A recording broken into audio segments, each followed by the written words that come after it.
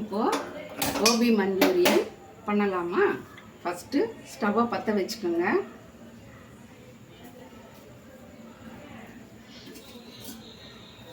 சின்னதில் வச்சுட்டு காலிஃப்ளவர் போட்டுக்கோங்க.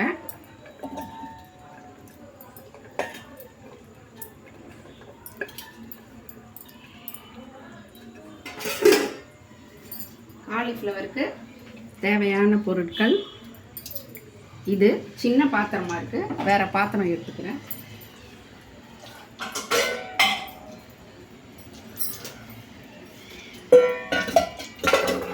கொஞ்சம் கலர்றதுக்கு ஈஸியாக பெரிய பாத்திரம் எடுத்துக்கினேன்.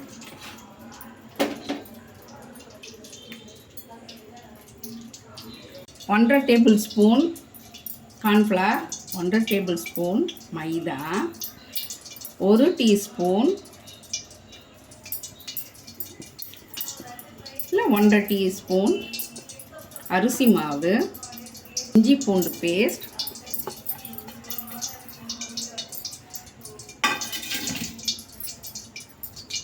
இப்போது கலருக்கு தேவையான பொருள் கொஞ்சம் சிறிதளவு கலர், சிறிதளவு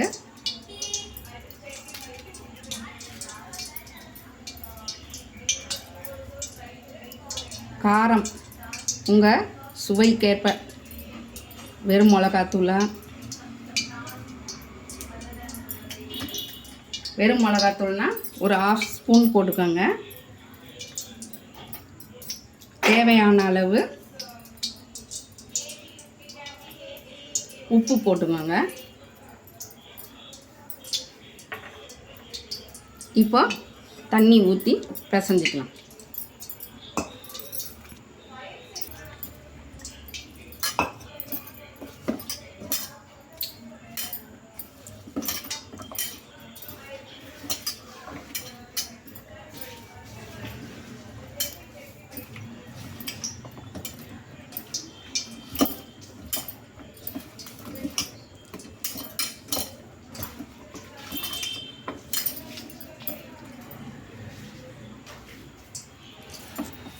முதல்ல நல்லா கலந்துக்கலாம். கலந்துக்கிட்டு டேஸ்ட் பாருங்கள். உப்பு கூட குறைச்சல் இருந்ததுன்னா போட்டுக்கோங்க. இப்போ ஒரு சின்ன பூக்கு தேவையான அளவு எல்லாம் அளவு சொல்லியிருக்கேன். இப்போது எண்ணெயும் காஞ்சிடுச்சு. ஒன்று ஒன்றா போட்டு பொரிக்க வேண்டியதுதான்.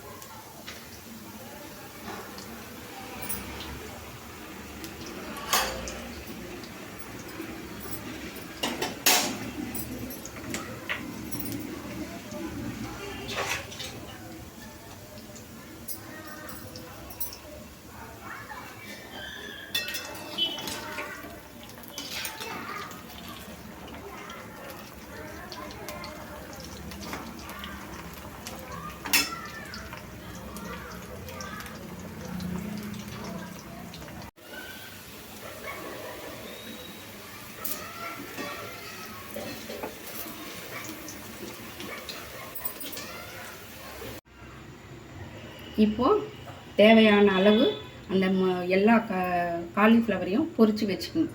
இப்போது எண்ணெயை இன்னொரு பாத்திரத்தில் கொட்டிட்டு தேவையான அளவு எண்ணெய் எடுத்துக்கோங்க. ஒரு 4 ஸ்பூன் எண்ணெய் எடுத்துக்கோங்க. அதில் ஃபஸ்ட்டு பூண்டு போடுங்க.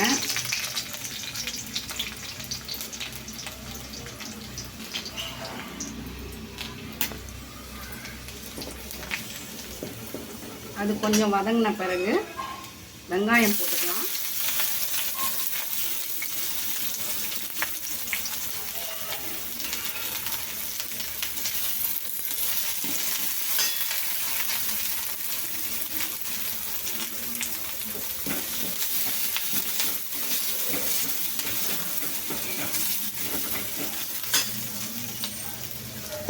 மீடியமாக வச்சுக்கோங்க.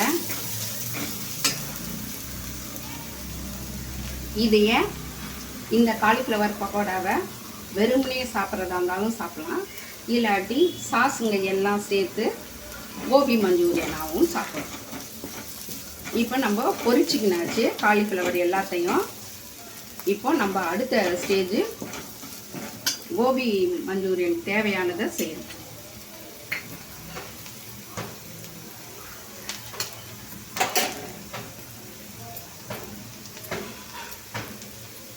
ஒரு வெங்காயம் போட்டிருக்கேன், ஒரு தக்காளி அரிஞ்சு வச்சுருக்கேன், ஒரு பெரிய பச்சை மிளகா ஒன்று சின்னதாக அரிஞ்சு போட்டுக்கோங்க.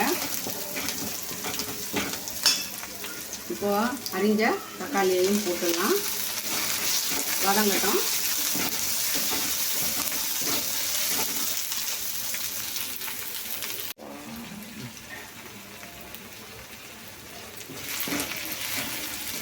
இப்போது வதங்கியாச்சு. ரொம்ப வதங்கிக்காதீங்க, கொஞ்சம் நறுக்குன்னு இருந்தால் தான் நல்லாயிருக்கும். இப்போது சாஸுங்கெல்லாம் சேர்த்துக்கலாம்.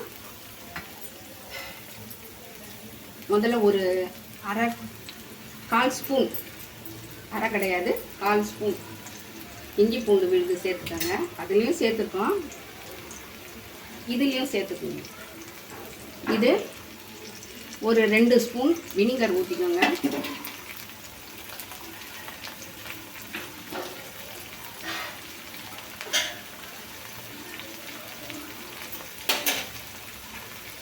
சோயா சாஸ் பாட்டிலை நல்லா குலுக்கிட்டு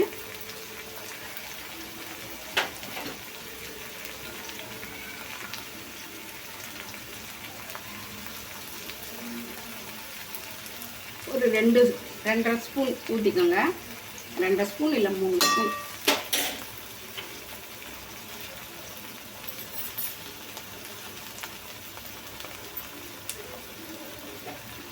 கொஞ்சம் 1 டீஸ்பூன் டொமேட்டோ சாஸ் சேர்த்துக்கோங்க.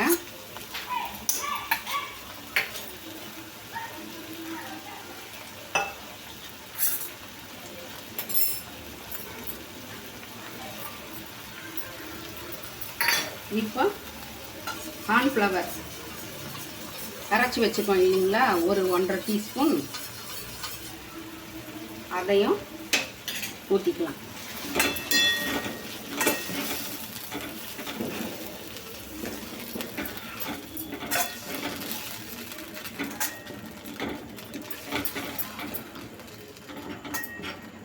வேணும்னா காரத்துக்கு மிளகு சேர்த்துக்கோங்க, நான் சேர்க்க மாட்டேன்.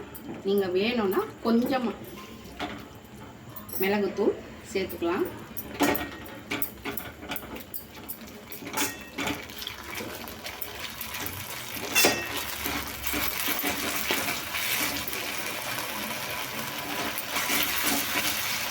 இழுத்து வச்சு இப்போ கொஞ்சம் தண்ணி ஊற்றுங்க. அப்போ தான் அந்த காலிஃப்ளவருங்க எல்லாம் அது ஒட்டும். உங்களுக்கே தெரியும் இல்லைங்களா, கொஞ்சம் தொக்கு பதத்தில் இருக்கணும்.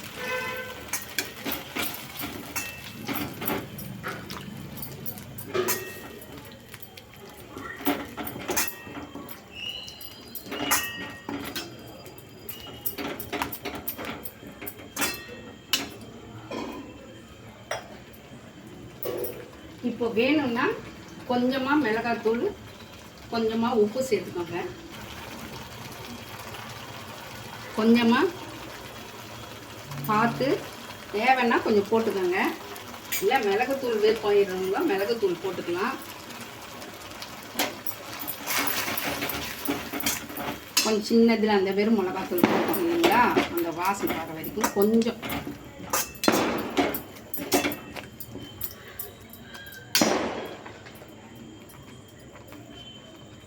கொஞ்சம் அதுக்கேற்ற உப்பு போட்டுக்கணாச்சு.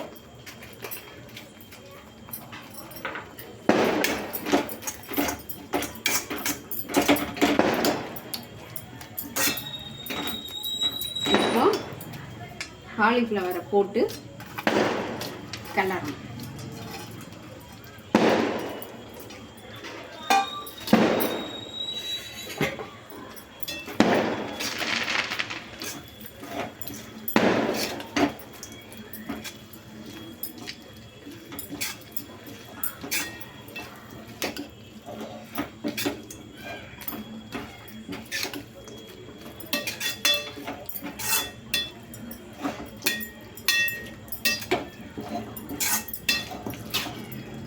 வந்து 1 2 நான் வேகத்துக்குள்ளே எடுத்ததோட்டு அந்த இது வந்துடுச்சு, உங்களுக்கு தெரியுது. நல்லா கலரிட்டிங்கன்னா தெரியாது, அந்த சாஸுங்கெலாம் சேர்ந்து கோட்டிங் ஆகிடும்.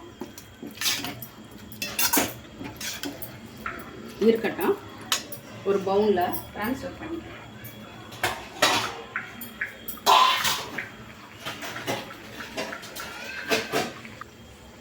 இப்போ ரெடி ஆயிடுச்சு. எல்லா பக்கமும் நல்லா கலரி விட்டுட்டோம்.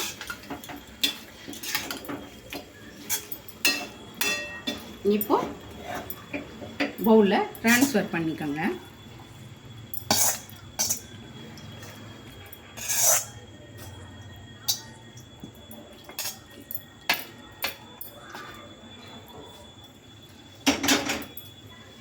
இப்போ மேலே வெங்காயத்தாள் தான் போடணும். என்கிட்ட வெங்காயத்தாள் இன்னைக்கு கிடைக்கல.